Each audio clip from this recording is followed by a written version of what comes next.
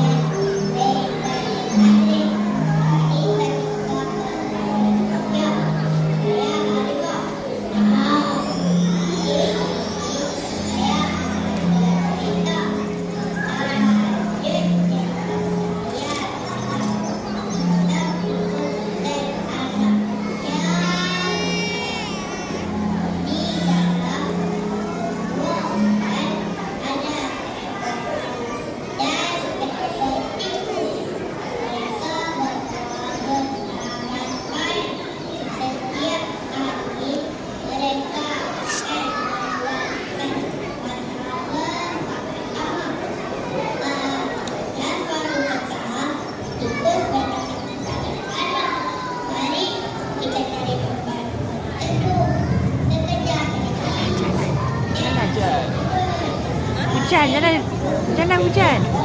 Hujan, jangan hujan. Dia tengok kakak tadi, statik tu.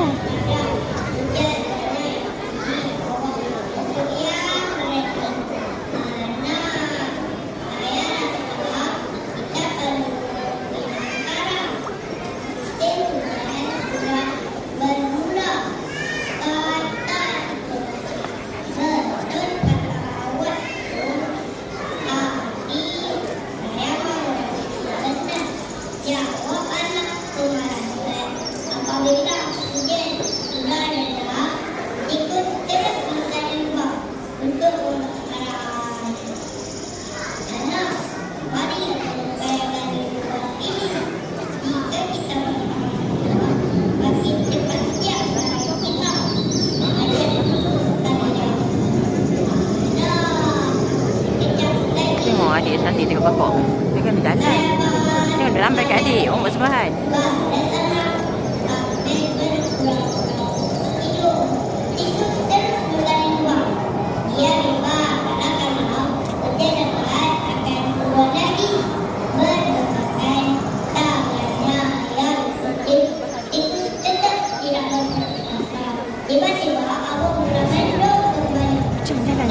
Jalan.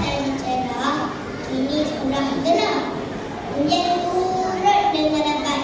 Bergetar. Adik kena jalan. Tanpa bertengkar, terus masuk ke dalam arah yang telah diberikan. Anak pula panik apabila mendengar bertengkar. Ibu, tolong saya. Saya sudah kebakar. Lalu anak ingin lepas. Melihat keadaan anak yang takut, ikut keras